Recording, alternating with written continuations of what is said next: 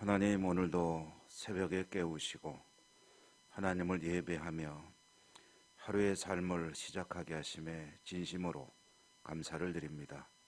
우리 예배를 받아 주시옵소서. 은혜 내려 주시옵소서. 예수님 이름으로 기도드립니다.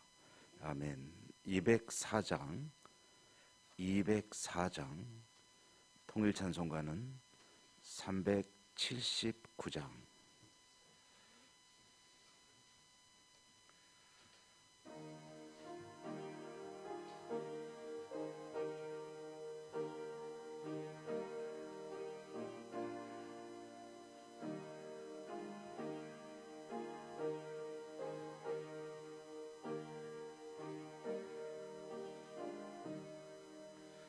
주의 말씀 듣고서 준행하는 자는 반석 위에 터닫고 집을 지음 같아 비가 오고 물나며 바람 부딪혀도 반석 위에 세운 집 무너지지 않네.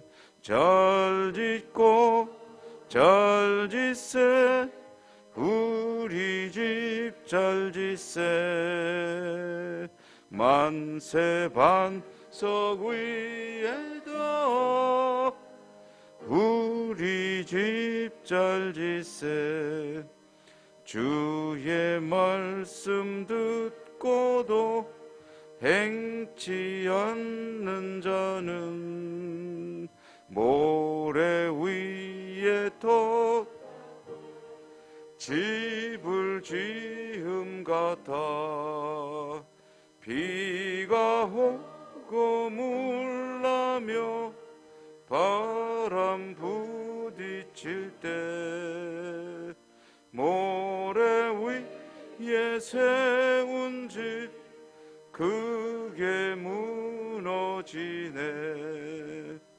잘 짓고 잘 짓세 우리 집 잘 짓세 만세 반석 위에다 우리 집 잘 짓세. 세상 모든 사람들 집을 짓는 자니 반석 위가 아니면 모래 위에 짓네. 우리 구주 오셔서 지은 상을 줄 때 세운 공로 따라서 영영 볼 주리. 잘 짓고 잘 짓세 우리 집 잘 짓세 만세 반석 위에다 우리 집 잘 짓세.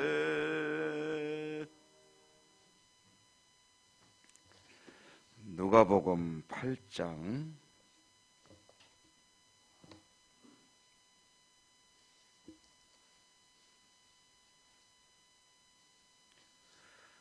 누가복음 8장 오늘은 4절에서 15절까지 읽겠습니다.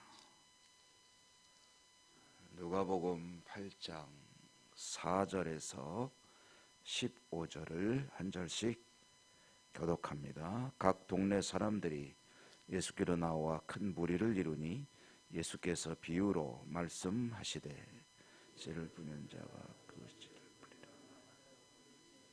더러는 길가에 떨어지매 공중의 새들이 먹어버렸고 더러는 바위 위에 떨어지매 싹이 났다가 습기가 없으므로 말랐고 더러는 가시가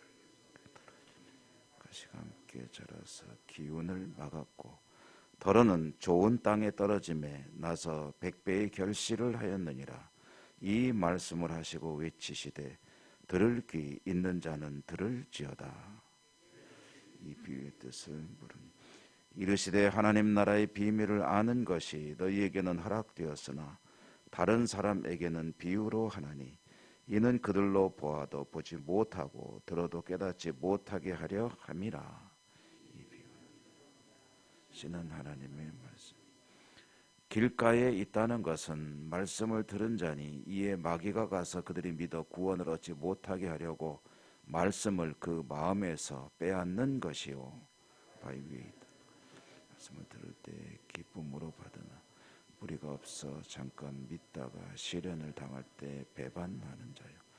가시떨기에 떨어졌다는 것은 말씀을 들은 자이나 지내는 중 이생의 염려와 재물과 향락의 기운이 막혀 온전히 결실하지 못하는 자요.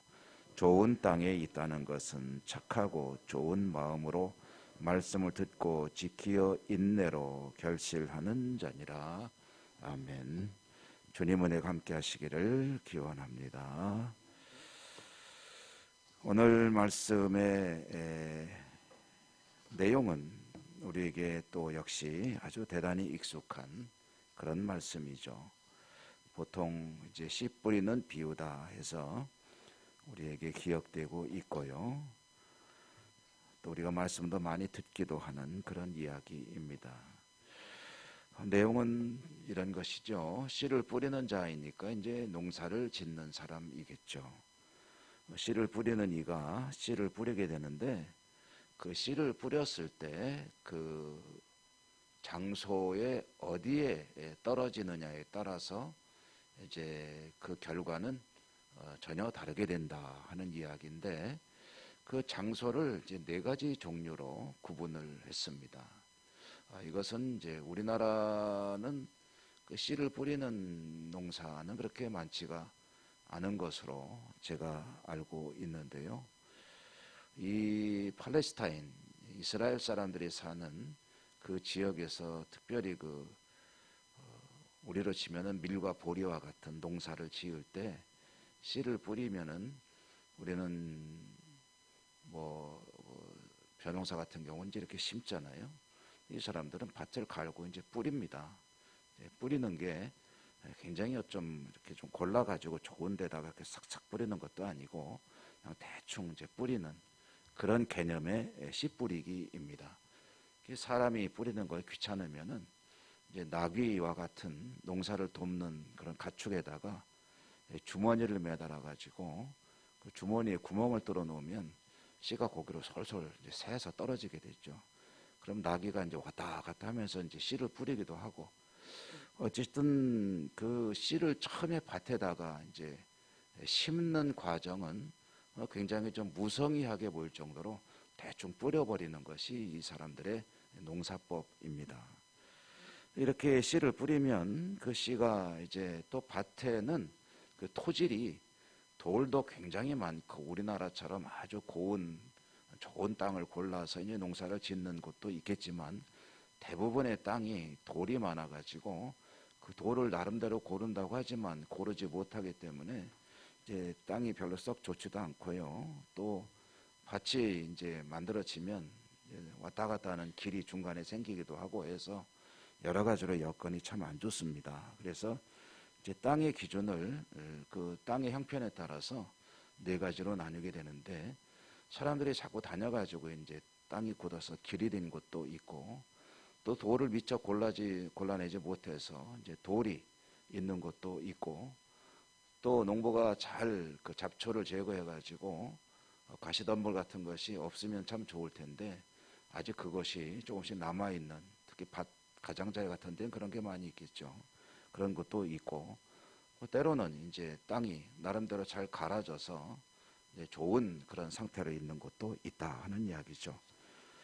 이렇게 씨를 뿌려놓으면 그 어떤 곳에 떨어진 장소에 따라서 그 씨가 맺게 되는 결실이 완전히 그냥 천양지차가 되게 됩니다.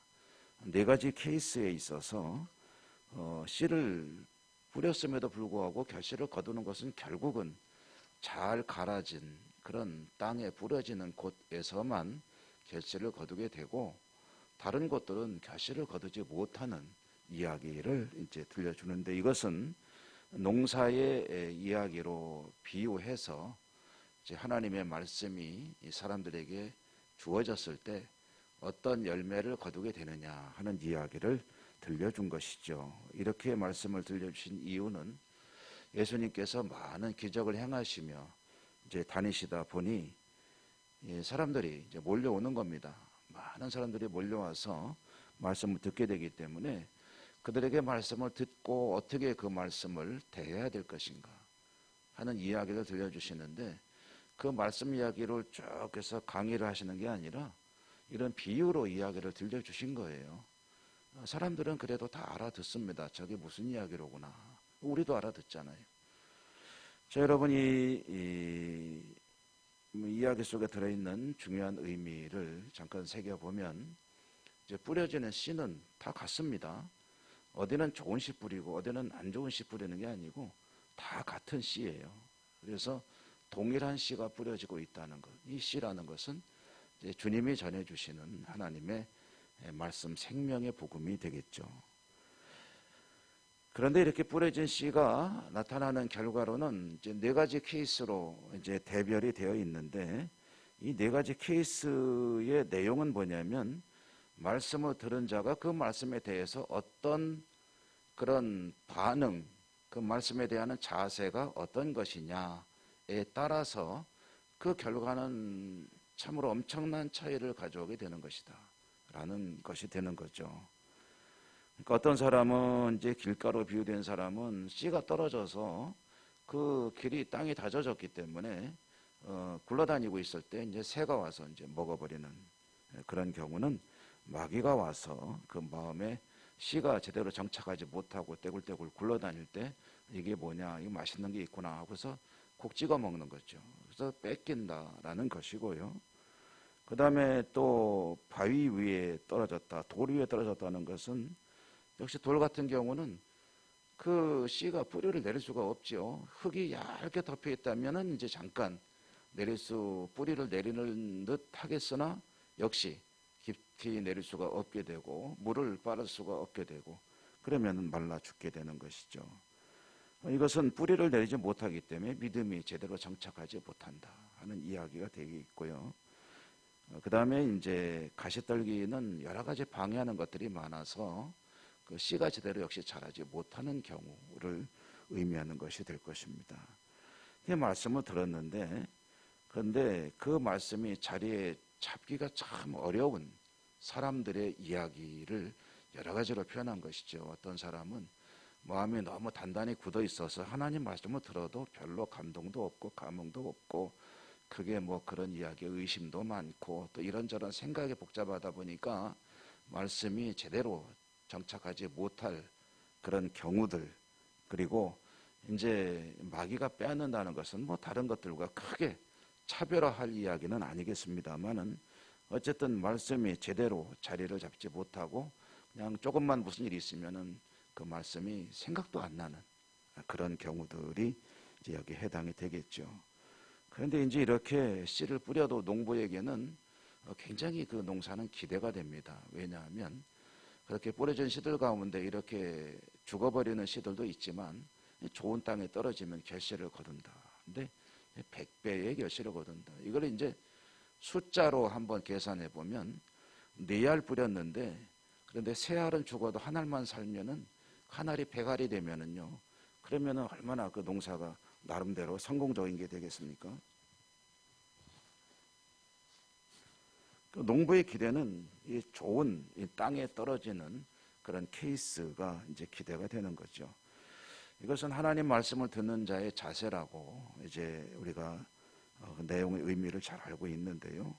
그러면은 저나 여러분 우리들이 이제 하나님 말씀이 땅에 떨어질 때 어떤 자세로 그것을 받아들이느냐 하는 것이 결실을 거두느냐 못 거두느냐의 이제 갈림길, 그 이정표가 되겠죠.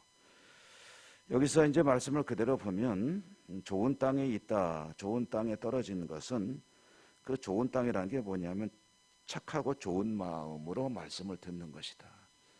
착하고 좋은 마음. 그럼 착한 사람, 좋은 사람이라는 뜻이냐 할 때 이 착하고 좋다는 것이 가지는 의미가 중요하겠는데요. 착하다, 좋은 마음 할 때 첫째로는 이제 그 가지는 의미는 열린 자세라고 보는 것이 좋겠습니다. 열린 자세. 하나님의 말씀에 대해서 환영합니다. 그 말씀을 들을 때 여러 가지로 이제 복잡한 생각이고 뭐 이런 게 하잖아요. 말씀 자체를 환영하는 거예요. 하나님 주시는 말씀을 플랜카드 걸고 환영, 뭐 예천에 오심을 환영합니다. 이렇게 플랜카드 들고 하나님 말씀을 열린 마음으로 받아들인다 하는 그런 의미가 착하고 좋은 마음의 뜻이 되겠죠. 수용성이라는 의미도 되겠습니다. 하나님 말씀을 들을 때 의심 없이 그것을 정말일까? 라고 뭐 따져볼 것도 없이 하나님의 말씀이므로 그대로 진리의 말씀인 줄로 믿고 그대로 될 줄로 믿습니다 하는 그게 바로 무엇입니까? 이제 아멘이죠. 아멘. 제가 이제 우리가 아멘 좀 합시다. 과거에 아멘 아멘 하는 우리 장로교 신앙에 좀 점잖아 보이지 않고 왠지 좀 이렇게 보기 안 좋은 그런 모양으로 비춰지고 생각할 때도 있었는데 저는 최근에 들어서 이 코로나 위기 상황을 겪으면서 하나님 우리 한국교회의 변화를 좀 기대하고 계신다 하는 생각이 참 많이 들어요. 이 코로나가 이게 교회의 재앙과 같은 일이 되어버린 것 같지만 사실은 이게 전화위복의 계기가 될 수 있다. 이 신앙이라는 것이 가만 놔두는 게 제일 위험한 것 같아요. 뭔가 위기가 있고 어려움이 있을 때 이 사람들이 이제 하나님을 향해서 다시 좀 심기일전하고 힘을 내게 되지 않습니까? 교회도 이런 위기를 통해서 한번 변신해야 되고 다시 정신 차려야 되는데 그 중에 하나가 하나님 말씀을 들을 때 좀 아멘 좀 하면서 받읍시다. 소리는 안 내도 돼요. 그러나 마음속으로 아멘. 아멘이라는 것이 뭐라고 그랬습니까? 늘 생각을 해보시면은 얼마나 참 귀한 말인지 몰라요. 정말로 그런 줄로 믿습니다. 나는 그 말씀을 전적으로 받아들입니다 하는 그런 의사표시가 아멘이거든요. 그러면 소리를 내서 아멘해도 좋고 속으로 아멘해도 좋고 그 아멘 하는 그 말씀에 대한 자세가 바로 좋은 땅입니다. 열린 마음으로 그리고 아주 환영하는 마음으로 대환영 플랜카드 걸고 그냥 열렬하게 맞이하는 그 자세가 착하고 좋은 마음이 되겠고요. 그 다음에 또 한 가지 요구되는 조건이 있죠. 말씀을 듣고 지키어 인내로 그 다음에는 지키고 인내하는 것이다. 이제 지키고 인내한다는 이 말이 가지고 있는 어떤 구체적인 의미는 뭐냐면은 간직한다는 뜻이에요. 간직하고 실천한다. 지키고 인내한다. 간직하고 실천하고 그 말씀을 포기하지 않는 거죠. 여러 번 말씀을 들었지만 뺏기는 사람들은 뭐 새가 와서 먹기도 하고 그 다음에 이런저런 복잡한 생각 때문에 말씀에 정착하지 못한다 할 때 열린 마음으로 대환영하고 말씀을 받아들이는 사람들이 그 말씀을 듣고 가슴속에 귀한 보물을 간직하고 비록 깨지기 쉬운 질그릇 같은 믿음이겠으나 그러나 그와 같은 그릇을 안 깨지도록 최선을 다해서 간직하고 지키고 보관하고 또 그대로 따르는 그와 같은 삶을 살아갈 때 그게 쉽지가 않다는 거죠. 그렇기 때문에 인내, 견디는 것이죠. 견뎌나갈 때 그에게서 100배의 결실을 거두게 되는 것이다. 쉽지 않습니다. 어려운 일이죠. 그렇기 때문에 제가 자주 말씀드리지만 믿음이라는 것을 여러 가지 이미지로 비유해 볼 때 그 중에 노동이다. 믿음은 노동이다. 정말 땀 흘려 수고하고 견디고 지켜내는 것이 믿음이다. 라는 그런 의미의 또 말하자면 노력도 필요한 것이다. 라는 것 아니겠습니까? 여러분 지금도 우리가 여기 다 뭐 한 3, 40여 분 우리 성도님들이 앉아서 하나님 말씀을 듣습니다. 저도 듣고 있는 셈입니다. 그 말씀을 듣고 있는데 하나님 말씀을 대환영으로 받아들이고 그 말씀을 정말 귀한 생명의 말씀이라고 여기고 간직하고 그 말씀에 따라 살려고 애쓰는 그런 삶이 될 때 100배의 결실을 거두게 된다. 오늘 이 말씀이 여러분들에게 그대로 이루어지는 복된 은혜가 있기를 주님 이름으로 축원합니다. 은혜로우신 하나님 감사합니다. 오늘도 주신 말씀 잘 받고 간직하고 지켜내고 저희들의 삶이 하나님 말씀이 100배의 결실을 거두는 복된 삶의 자리가 되기를 다짐해 봅니다. 쉽지 않겠으나 성령님 도와주시고 말씀으로 승리하는 저희 모두가 되게 해 주옵소서. 오늘도 하나님 말씀을 붙들고 기도하겠습니다. 저희들의 기도를 들으시고 응답하시고 축복하여 주시옵소서. 예수님 이름으로 감사하고 기도 올리옵나이다. 아멘. 하늘에 계신 우리 아버지, 아버지의 이름을 거룩하게 하시며 아버지의 나라가 오게 하시며 아버지의 뜻이 하늘에서와 같이 땅에서도 이루어지게 하소서. 오늘 우리에게 일용할 양식을 주시고 우리가 우리에게 잘못한 사람을 용서하여 준 것 같이 우리 죄를 용서하여 주시고 우리를 시험에 빠지지 않게 하시고 악에서 구하소서. 나라와 권능과 영광이 영원히 아버지의 것입니다. 아멘. 오늘도 주신 말씀을 기도 제목 삼아 기도하십시오. 여러분이 가지고 나오신 개인적인 기도 그리고 우리가 함께 기도하는 공동의 기도도 하나하나 빠짐없이 차분하게 하나님께 올려드리는 기도의 시간 되시기 바랍니다. 특별히 아픈 분들에 대한 기도 잊지 마시고 해주시고요. 여러 가지 기도 제목들을 하나님께 올려드리기 바라고요. 다 같이 주님 이름을 한번 힘차게 부르고 뜨겁게 하나님께 기도하겠습니다.